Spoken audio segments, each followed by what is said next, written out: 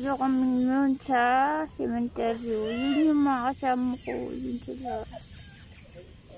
Yan. Yan. Ano na kasi 1 year 7 months na ako. Tignan natin kung kailan ako magkakapaglakad ng maayos. Ate ko.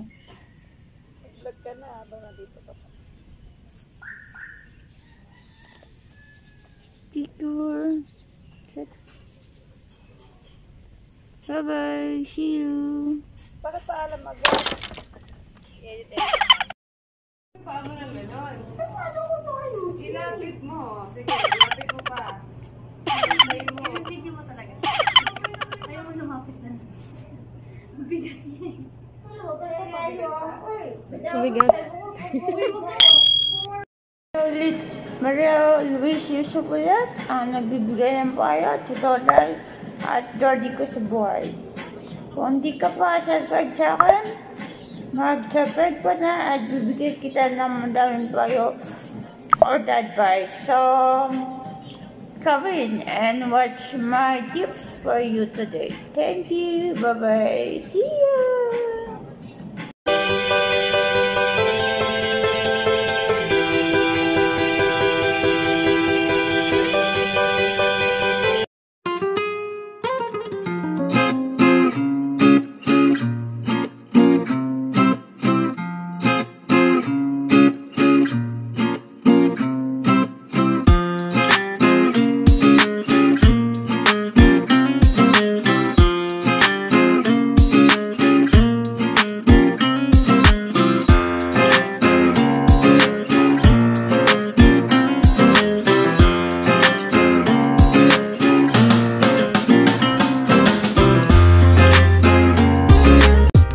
Dito ko nagsimula sa pagbabasa ng Bible.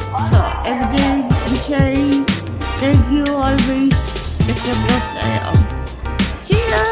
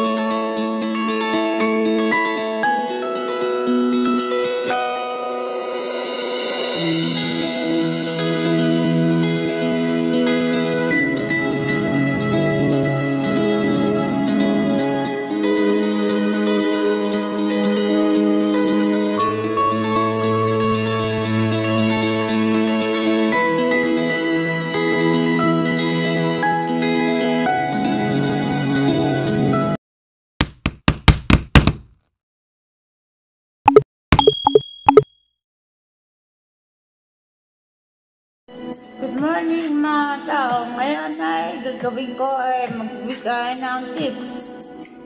Tips number 1. Kung paano mo malaman kung nag-unsub sa'yo ang isang subscriber. Yung sub to sub ang pag-usapan natin.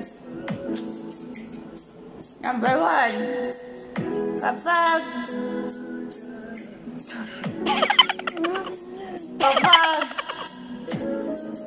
Kapag nag-visit siya sa'yo, pagtingin mo sa recent subscriber, sa pinakita kong lagasan yung tips number 1 ko.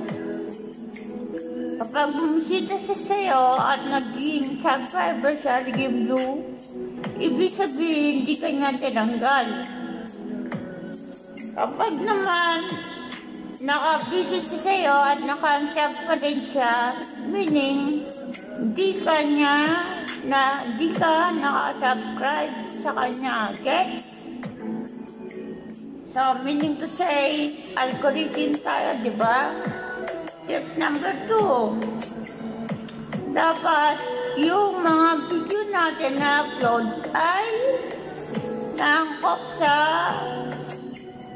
nasa-search siya, search engine siya, or else kung magpapakilala kayo, ano kaya magpakaliging tao? At saka kaya nga nagpapatawa kayo or natatouch niyo yung puso ng tao. So, yun lamang ang mabibigay kong tips sa ngayon. So, papakita ko sa inyo kung paano siya nangyayari. Okay? Salamat! Cheers! Bye-bye!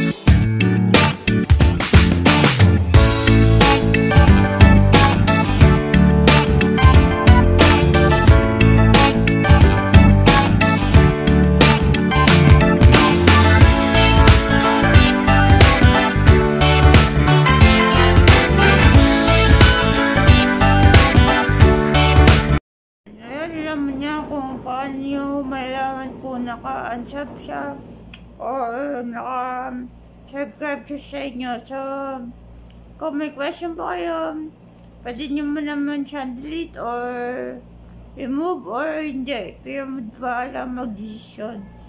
So, thank you at sana ay matutunan po kayo sa akin. Bye!